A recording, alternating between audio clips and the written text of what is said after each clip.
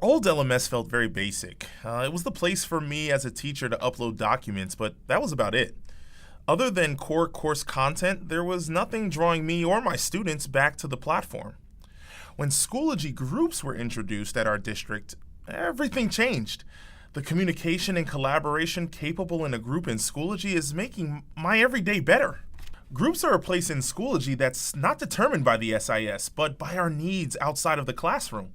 Maybe a group of teachers want to share resources as a PLC. They can create a group.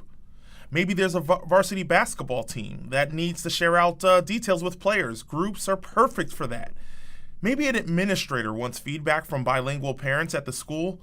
Groups can help kickstart those conversations. I've seen groups used in many unique ways, and each one keeps me and my students coming back to Schoology.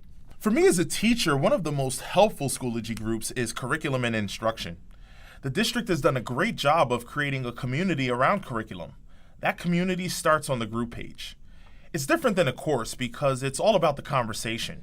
Updates get sent out as polls for more conversation or reminders of key department topics.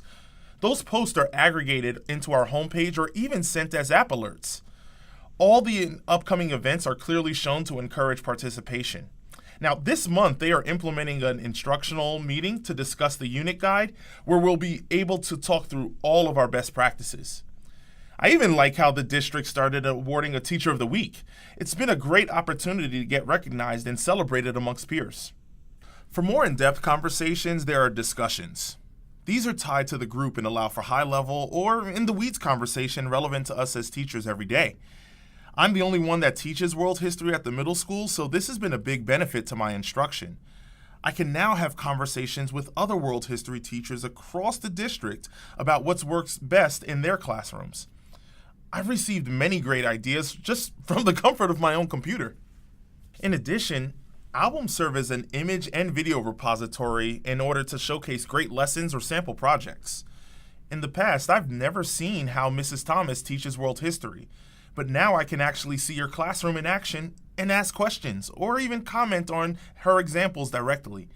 This kind of functionality has really made all the members of the group excited about being better as teachers together. Updates, discussions, and albums are all designed to bring users together. And in the resources section of a group, we can begin to create and even share. The resources area is where our district has built out Schoology to operate as a learning object repository.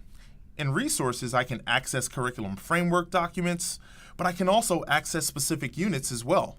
And with those units, I can find individual resources to use in my own course. I can even copy over entire lessons. These lessons aren't just plans or guides, but actually student-facing content that I could use tomorrow in class with my students. So it's not just curriculum planning anymore, but course building. In terms of the materials available in groups, Schoology makes it easy to create content natively, such as assignments, assessments, discussions, rubrics, and more.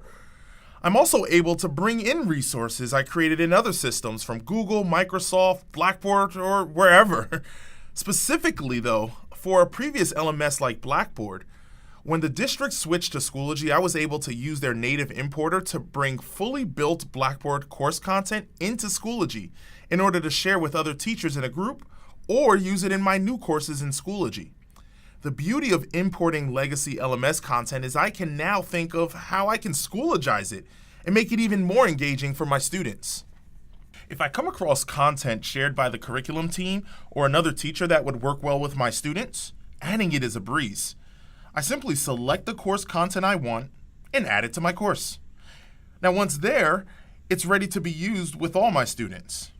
Over the last couple of months, I've pulled a lot of great resources from this group, which has really saved me a lot of time. I'm able to contribute content to a PLC group as well, but for right now, I'm all about using the awesome resources being shared through the Learning Object Repository. Of course, I contribute in a lot of other groups, and at my school, teachers wear a lot of hats. For example, I'm the group admin for our class of 2020. It's a student-run group that I facilitate and oversee, but college applications and prom wait for no one. Students are already busy talking and making preparations, and it's great to see them collaborating in the platform. In another group, I'm providing the videography for the volleyball team. Shooting video and sharing content for updates and albums has been a consuming task, but whenever I see my volleyball players log into Schoology and see their highlight reels, they're also getting the reminder about tomorrow's tests. Now, we call that a 2-for-1. I think the district as a whole was surprised by the amount of groups that were created in the first year, and I know that they are excited to see the growth still happening. Groups have been a great contribution to our district and have caused Schoology to be a hub of discussion and collaboration. Groups are really making my everyday better.